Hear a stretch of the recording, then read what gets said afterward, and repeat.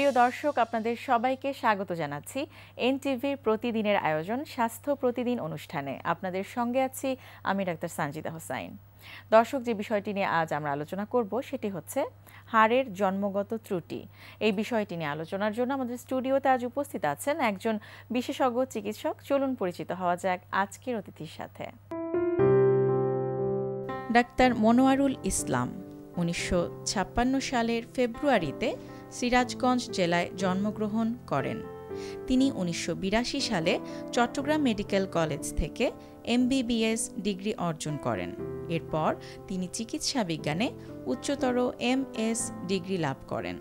বর্তমানে তিনি আনোয়ার খান মডার্ন মেডিকেলের অর্থোপেডিক সার্জারি বিভাগের অধ্যাপক হিসেবে কর্মরত আছেন। স্যার, স্বাগত জানাচ্ছি আমাদের অনুষ্ঠানে। স্বাগত।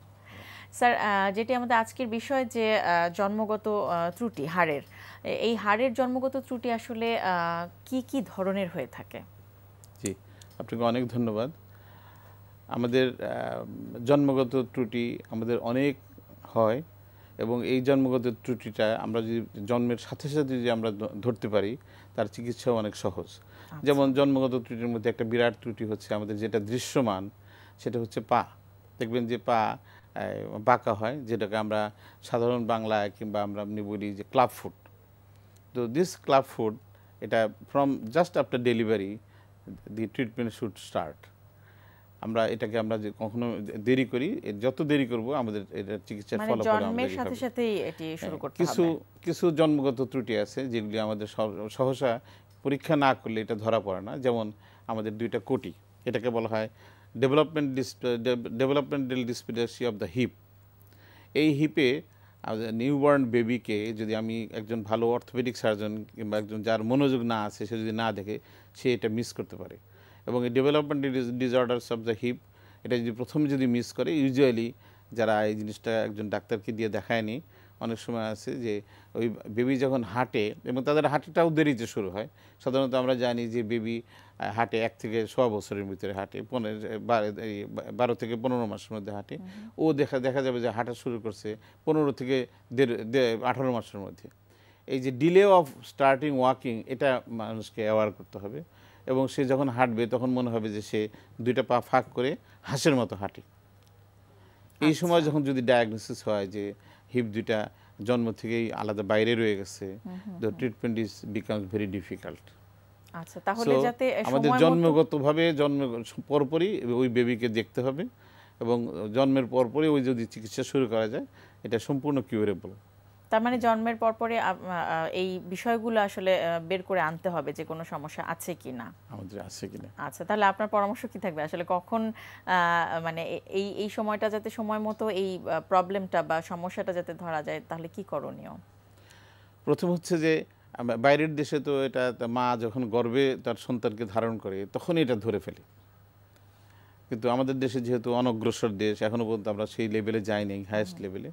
কিন্তু একজন এই ডেলিভারিটা যদি একটা ইনস্টিটিউটে হয় এবং যে কোনো একজন জেনারেল ফিজিশিয়ানে যদি এই বাচ্চাকে বেবিকে দেখে, যার আগ্রহ আছে, সে কিন্তু এটা ধরে ফেলতে পারে এবং সেখানে আমরা বিরাট একটা বিপর্যয় থেকে বাচ্চাটাকে রক্ষা করতে পারি। আচ্ছা, আর কি ধরনের ত্রুটি রয়েছে যেটা আপনি বলতে যাচ্ছিলেন? সেকেন্ড হচ্ছে পিঠে তাকে দেখতে হবে। যে দেখা যায় যে পিঠে, আমি অনেকগুলো জন্মগত ত্রুটি তো হতে পারে, কিন্তু আমরা সবচেয়ে গুরুত্বপূর্ণ যেগুলি সেই সম্পর্কে দুই একটা কথা বলি। যেমন আপনার পিঠে অনেক সময় আছে যে মেরুদণ্ডটা ইনকমপ্লিট হয়, বিশেষ করে নিচে। তখন দেখা যাবে যে বেবি কান্নাকাটি করলে পিছনের দিকে একটু ফুলে যায়, যেগুলো বলি আমরা মাইলোমেনিঙ্গোসিল বলি। This to be detected early and this to be treated earlier. এটা যদি না করা হয়, অনেক সময় দেখা যায় যে ওই বাচ্চার তার দৈনন্দিন কাজে, তার পায়খানা, তার প্রস্রাব, তার 2 পায়ের প্যারালাইজড হতে পারে। এটা একটা খুব বাজে ধরনের একটা অসুখ। কোনো সময় আছে উপযুক্ত চিকিৎসা দেওয়ার পরেও আজীবন বাচ্চাটা পঙ্গু হয়ে থাকে। সুতরাং একদম জন্মের পরপরই এই জিনিসটাকে আমাদের ভালো করে খেয়াল রাখতে হবে। আচ্ছা, আর যদি সময় মতো করা না হয়, সেক্ষেত্রে আসলে কখন এই চিকিৎসাটা করা হয়? সাধারণত আপনাদের কাছে রোগীরা যখন আসে কি ধরনের সমস্যা নিয়ে আছে?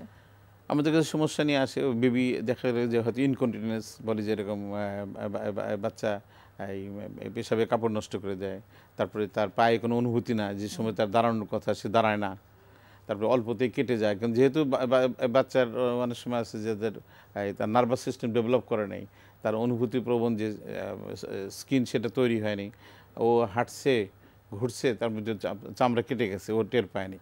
এইভাবে বাচ্চা যদি আসে তখন সত্যিকার অর্থে তেমন কিছু করার থাকে না। আচ্ছা স্যার, আমরা অনেকগুলো জন্মগত ত্রুটির কথা জানলাম, একটু জানতে চাইবো যে এই ত্রুটিগুলো যাতে না হয় বা হলেও যাতে সময় মতো আমরা সেই চিকিৎসা করতে পারি, সেক্ষেত্রে আসলে প্রতিরোধের জন্য কি কোন কোন বিষয়গুলো মাথায় রাখা উচিত বলে মনে করেন? জি, ধন্যবাদ। প্রথমে হচ্ছে ম্যাটার্নাল এজ। আচ্ছা, এটা একটা বিশ্বব্যাপী সমস্যা, বিশেষ করে তৃতীয় বিশ্বের জন্য, যে একটা মানুষ তার পরিপূর্ণ গ্রোথ কমপ্লিট হয় 20 বছরের আগে না। সেজন্য আমাদের উপদেশ হচ্ছে, যে কোনো গাইনোকোলজিস্ট কিংবা অবস্টেট্রিশিয়ান বলবে যে 20 থেকে 30 বছর হচ্ছে মেয়েদের গর্ভধারণ করার সময়।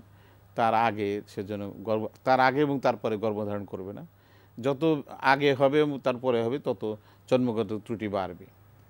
এবং যখন সে মানে সন্তান ধারণ করলো, তখন থেকেই কোনো না কোনোভাবে একজন হেলথ ওয়ার্কার, ডাক্তার হোক অথবা হেলথ ওয়ার্কার হোক, তাদের তত্ত্বাবধানে থাকতে হবে এবং টাইমলি তাদের যখন অ্যান্টিনেটাল চেক আপ করতে হবে, এবং ডেলিভারিটা নট ইন হোম, অবশ্যই কোনো একটা ইনস্টিটিউশনে হবে, এবং যে ইনস্টিটিউশনে এই জন্মগত ত্রুটি দেখার মতো ট্রেন্ড আপ ডাক্তার অথবা হেলথ ওয়ার্কার থাকবেন। যাতে করে সময় মতো জিনিসটা ধরা পড়ে বা ত্রুটিটা ধরা পড়ে। আচ্ছা, এছাড়া যেসব আপনি ত্রুটির কথা বললেন, সেগুলোকে আসলে সারিয়ে তোলার মতো বা কিছুটা স্বাভাবিক অবস্থায় ফিরিয়ে আনার মতো কি কোনো ধরনের চিকিৎসা পদ্ধতি আপনারা প্রয়োগ করে থাকেন কিনা? জি, অবশ্যই। যেমন ক্লাব ফুট যদি হয়, অবভিয়াস দেখা যায় যে এটা বাচ্চাটার পা বাঁকা, আমরা আমাদের যে অপারেশনের চিকিৎসার যে পদ্ধতি আছে, সেই পদ্ধতি যদি আমরা প্রথম দিন থেকে যদি শুরু করি, তাহলে দেখা যাবে বাচ্চা 3 থেকে 4 বছরের মধ্যে একদম সুস্থ স্বাভাবিক হয়ে যাবে। আর আমরা যে কুটির যেটা বললাম, যেটা হিডেন, যেটা দেখা যায় না, এটা যদি আমরা প্রথম দিনই ধরতে পারি, এবং বাচ্চা যে তাকে কোনো বড় ধরনের কোনো সার্জারি ছাড়া বিভিন্ন ম্যানিপুলেশন, তারপরে তাকে প্লাস্টার করে রাখা করলে দেখা যায় 2 থেকে 3 বছরের মধ্যে সে সম্পূর্ণ স্বাভাবিক হয়ে যায়।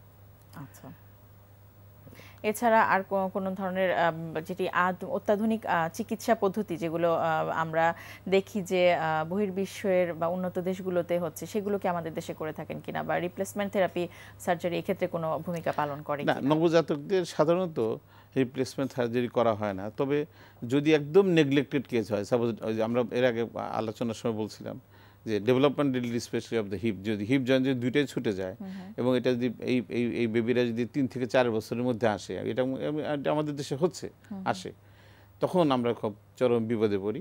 তখন আমরা কি করি, ওই বাচ্চাকে ওইভাবেই রাখি, অবজারভেশনে রাখি। ওর যখন গ্রোথ ম্যাচুরিটি হবে, 12 বছরের পরে যখন ম্যাচুরিটি হবে, তখন আমরা ওই জয়েন্টটাকে আমরা রিপ্লেসমেন্ট করি দুইটাই। কিন্তু কখনোই এটা ওই বাচ্চাটা আর 10টা স্বাভাবিক বাচ্চার মতো হবে না। আচ্ছা, মানে কিছু না কিছু ত্রুটি বা অস্বাভাবিকতা তার মধ্যে থেকে যাবে, তার কিছু ফিজিক্যাল ডিসএবিলিটি তার থাকবেই। আপনি যেটি বলছিলেন যে ক্লাব ফুটের বাচ্চাদের ক্ষেত্রে, তো সেই ক্ষেত্রে যখন অপারেশন পরে বা চিকিৎসার পরবর্তীতে আপনাদের তাদের জন্য কোনো পরামর্শ বা তার বাবা মায়ের জন্য কোনো পরামর্শ থাকে কি না? বাবা মার জন্য পরামর্শ, আমরা তো 1 থেকে 1.5 মাসের মধ্যে পা বাঁকা সোজা হয়ে যায়। আচ্ছা, কিন্তু একটা কথা মনে রাখতে হবে যে এই বাবুটার পা এক সাইডে গ্রো করে ভালো করবে, এক সাইডে গ্রো করবে না, সুতরাং এটা আবার হওয়ার সম্ভাবনা আছে।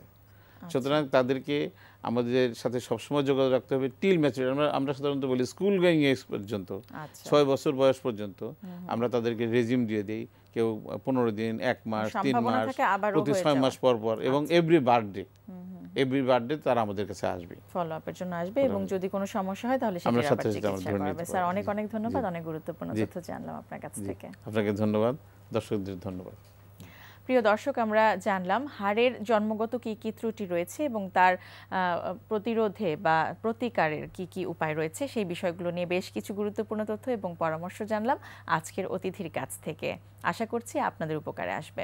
এই পর্যায়ে নিচ্ছি একটি ছোট্ট বিরতি। বিরতির পর ফিরে আসছি বাকি আয়োজন নিয়ে, আমাদের সঙ্গেই থাকুন।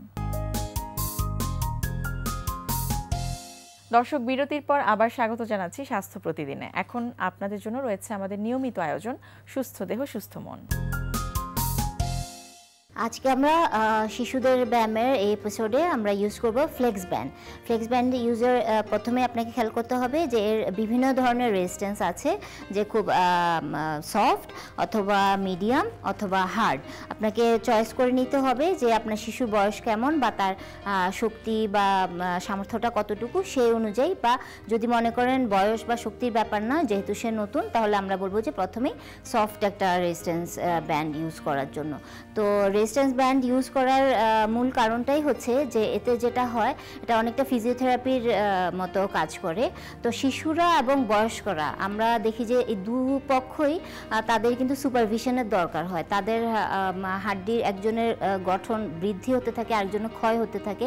দুক্ষেত্রেই তাদের জয়েন্টের প্রেশারটা কিন্তু খুব ইম্পর্টেন্ট, যে যেন কোনোভাবেই তাদের জয়েন্টে প্রেশারটা তারা কিন্তু নিতে পারে না। একজনের বৃদ্ধিটা কমে আসে আর আরেকজনের যেটা হয় যে তার ক্ষয়ের কারণে ভাঙা বা এই ধরনের আঘাতপ্রাপ্ত হওয়ার চান্স থাকে। তো দুক্ষেত্রেই এই ব্যায়াম কিন্তু খুব ভালো ইফেক্টিভ। তো আমরা এখানে যে ব্যায়ামটা আজকে প্রথমে দেখব, এটা হচ্ছে যে বিল্ড আপের জন্য। ওকে লিও, আমরা বিগিনার একটা ইজি ব্যান্ড ইউজ করছি। তো এখানে প্রথমে একদম মাঝখানে মাপটা নিয়ে নিলে, okay, step on the mat, fine. অনেক সময় শিশুদের দেখা যায় যে তারা না বুঝেই টিভি দেখে বা কম্পিউটার, এখন খুব ইন্টারনেটের যুগ, তারা যেটা করে যে ইন্টারনেটে দেখে দেখেই মনে করে যে ব্যায়াম বুঝি ওখানে যা লেখা আছে ওরকম মতো করলেই হবে, এবং তাদের বয়সের আগেই তারা তাদের উপযোগী না এমন ধরনের কিছু ওজন ভারী বা না বুঝে কিছু মুভ তারা করা শুরু করে, এবং তাতে দেখা যায় যে তাদের হিতে বিপরীত হয়। তো এক্ষেত্রে আমরা বলবো যে যদি এমন ধরনের কিছু হয় তাহলে অবশ্যই এক্সপার্ট একজনের আন্ডার করবেন। আর যদি শিশু খুব দ্রুত তার বডি বিল্ডিং বা মাসল বিল্ডিংয়ের জন্য সে খুব হেভি ওয়েট বা কিছু নিতে যায়, তখন যেন একজন এক্সপার্টের কাছে যান। এবং পাশাপাশি যদি শুরুতে বা খুব অল্প বয়সী হলে এবং কোনো ধরনের সমস্যা না থাকলে, বরং সে প্রথমে রেজিস্ট্যান্স ব্যান্ড দিয়েই সে তার মাসল বিল্ড আপের ব্যায়ামগুলো শুরু করতে পারে, যেন পরবর্তীতে সে খুব ভালোভাবে ওয়েটটা হ্যান্ডেল করতে পারে। এর ভেতরে যেন তার কন্ট্রোল, প্রিসিশন এবং ব্যালেন্সটা চলে আসে, যেটা ওই ব্যায়ামগুলো এবং তখন তাকে আরও বেশি হেল্প করবে বিল্ড আপ করার জন্য। ওকে, রেজিস্ট্যান্স ব্যান্ডে আমরা দেখব bicep curl and lateral raise, front raise and squat, যা কিনা ওর bicep muscle, lats muscle, latissimus dorsi and rhomboids, এবং শেষে কোয়ার্স মাসল। মানে সবগুলো মাসেলের ব্যায়াম হচ্ছে, কিন্তু উইদাউট কোনো রকম জয়েন্টে প্রেশার পড়া ছাড়া। Okay Leo, go. And this is bicep curl, যেটা হচ্ছে যে বাইসেপ কার্লের সময় তাতে তার বাইসেপের কাজটা হচ্ছে, এবং রেজিস্ট্যান্সটা যেহেতু সে ইউজ করছে, একদম খালি হাতে হলে যেমন কিছুই ফিল হতো না, যেটা হচ্ছে যে তার কিছুটা মাসলটা অ্যাক্টিভেটেড হচ্ছে, কিন্তু এমনভাবে হচ্ছে না যে তার জয়েন্টে প্রেশার পড়বে। Okay, and then lateral raise, yes, fine, তাতে good, nice, and then okay front raise. Now front raise, yes, এবং এতে চেস্টের বিল্ড আপটা হয় এবং পুরো কাঁধের এবং পাশাপাশি ল্যাটসের টোটাল কাজটা হয়। এখন আমরা যেটা করব, আপার বডির সাথে লোয়ার বডিটাও অ্যাক্টিভেট করব। Okay, squat and front raise, and yes, nice, yes, proper breathing, good, and last 2 times, yes, fine, good, and nice. Thank you Leo. তুমি যখন ইউজ করছো তখন এটা কি মনে হচ্ছে যে কিছুটা তোমাকে শক্তি দিচ্ছে নাকি? ব্যালেন্স হয় এটাতে? ব্যালেন্স হচ্ছে? আর খুব বেশি কি কষ্টকর মনে হচ্ছে? না। আবার একদম খালি হাতে যদি তুমি করতে, তখন একটু মনে হচ্ছে রেজিস্ট্যান্স ইউজ করছো, তাই তো? ওকে, তো আমরা বলবো যে আপনার শিশুর বয়স অনুযায়ী আপনি রেজিস্ট্যান্সটা দিবেন এবং অ্যালাইনমেন্টগুলো যেন ঠিক থাকে। এতে তার যেটা হবে যে তার বিল্ড আপটা করা বলতে আমরা খুব হিউজ কোনো কিছু ভাবছি না। আমরা যেটা বলবো যে অ্যাক্টিভেটেড থাকা, মাসলটা যেন অ্যাক্টিভেটেড থাকে, যেটা ওকে ফ্যাট বার্ন করতে হেল্প করবে, ওকে স্ট্রং থাকতে বা স্ট্রং হতে হেল্প করবে, এবং পরবর্তী জীবনের জন্য তাকে এখন থেকেই প্রপারলি তাকে রেডি করবে। দর্শক, আপনার পাশের মানুষটি কিংবা আপনার পরিবারের যে কোনো একজন সদস্য হঠাৎ করে যে কোনো কারণে অজ্ঞান হয়ে যেতে পারেন। একজন বিশেষজ্ঞ চিকিৎসকের কাছে যাবার আগে তাৎক্ষণিকভাবে কি করবেন, চলুন শুনে নেই একজন চিকিৎসকের কাছ থেকে। হঠাৎ করে অজ্ঞান হয়ে যাওয়ার বিভিন্ন কারণ থাকতে পারে, যেমন মাথায় রক্ত সাপ্লাই কমে যাওয়া, শরীরে গ্লুকোজের পরিমাণ কমে যাওয়া, অথবা হঠাৎ করে ভয় পেলে। হঠাৎ করে অজ্ঞান হয়ে যাওয়া একটা রোগীর ব্যাপারে যেটা করণীয় সেটা হচ্ছে তৎক্ষণাৎ তাকে একটা পরিষ্কার জায়গায় শোয়াই দিতে হবে। শোয়াই দিয়ে প্রথমেই পা দুটো উঁচু করে দিতে হবে, পায়ের নিচে একটা সাপোর্ট দিয়ে পা দুটো উঁচু করে দিতে হবে। এরপর দেখতে হবে রোগী শ্বাস নিচ্ছে কিনা, রোগীর হার্টবিট চলতেছে কিনা, পর্যাপ্ত আলো বাতাসের ব্যবস্থা করতে হবে। রোগীর কাঁধ ঝাঁকি দিয়ে তাকে জিজ্ঞাসা করতে হবে আপনি ঠিক আছেন কিনা, আর ওকে। এরপরে রোগীর শরীরের টাইট কাপড় চোপড়গুলোকে যদি ঢিলা করে দেওয়া যায়, এবং এক্ষেত্রে সাধারণত আমরা যেটা করি রোগীর অজ্ঞান হওয়ার কারণ অনুসন্ধান করে সেই অনুযায়ী চিকিৎসা দিই। উপস্থিত আশেপাশে যারা থাকবেন তাদের যেটা করণীয় সেটা হচ্ছে যে ওই মুহূর্তে রোগীকে চিকিৎসকের কাছে নিয়ে যাওয়া, পার্শ্ববর্তী হাসপাতালে নিয়ে যাওয়া। আর যদি জানা থাকে যে রোগী ডায়াবেটিক আগে থেকে জানা থাকে, সেক্ষেত্রে জ্ঞান ফেরার সাথে সাথে মুখে চিনির শরবত অথবা আগেই যদি ব্যবস্থা করা যায় শিরায় গ্লুকোজ স্যালাইন দিতে হবে। দর্শক, আমাদের আজকের স্বাস্থ্য প্রতিদিনের হেলথ টিপস। আজকের স্থূল শিশু আগামী দিনের হার্টের রোগীর উত্তম প্রার্থী, তাই শিশু যাতে মুটিয়ে না যায় সে ব্যাপারে সতর্ক হন। দর্শক, স্বাস্থ্য প্রতিদিন সম্পর্কে যদি আপনাদের কিছু জানার থাকে কিংবা কোনো পরামর্শ যদি আমাদের দেবার থাকে, জানাতে পারেন এই ঠিকানায়। প্রযোজক স্বাস্থ্য প্রতিদিন, এনটিভি, বিএসসি ভবন, 7 তলা, 102 কাজী নজরুল ইসলাম এভিনিউ, কারওয়ান বাজার, ঢাকা 1215। ফ্যাক্স 914338 থেকে 7 পর্যন্ত, অথবা ইমেইল করুন স্বাস্থ্যপ্রতিদিন@ntvpt.com এই ঠিকানায়। প্রিয় দর্শক, স্বাস্থ্য প্রতিদিনের আগামী পর্বে আপনাদের জন্য যা থাকছে। ঘুম হচ্ছে না, এটা বিভিন্ন অসুখে হয়ে থাকে। আমাদের বিভিন্ন গুরুতর মানসিক রোগ কিংবা লঘু মানসিক রোগেও কিন্তু ঘুমের ব্যাঘাত ঘটে, যেমন স্কিজোফ্রেনিয়া, ডিপ্রেশন কিংবা অ্যাংজাইটি ডিসঅর্ডার, সব কিছুতেই কিন্তু ঘুমের ব্যাঘাত ঘটে। সেই সাথে আরও আছে যে ইনসমনিয়া ডিসঅর্ডার, সেখানেও কিন্তু ঘুমের ব্যাঘাত ঘটে। আর আমরা জানি যে ঘুম কিন্তু আমাদের ফিজিক্যাল, মেন্টাল সব রেস্টোরেশন করে, আমাদের মেমোরি কিংবা কনসেন্ট্রেশন সব কিছু প্রিজার্ভ করতে ঘুমের একটা বড় ভূমিকা আছে। অতএব আমরা যদি না ঘুমাই, তাহলে স্লিপ ডিপ্রাইভেশন যদি হয়, পরপর কয়েকদিন যদি আমরা না ঘুমাতে পারি, পরে কিন্তু আমাদের দেখা যায় যে বিভিন্ন রকমের মানসিক রোগের সমস্যা দেখা যাচ্ছে। যেমন আমাদের হ্যালুসিনেশন হতে পারে, ডেলিউশন হতে পারে, এই রকম গুরুতর মানসিক রোগের সমস্যাও দেখা যায় কন্টিনিউয়াস স্লিপ ডিপ্রাইভেশন হলে।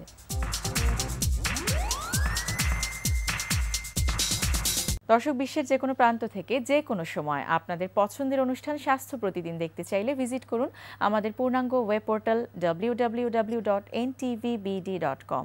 আজ এ পর্যন্তই। সবার সুস্থতা কামনা করে বিদায় নিচ্ছি। আগামীকাল আবারও দেখা হবে ঠিক একই সময় এনটিভির পর্দায়।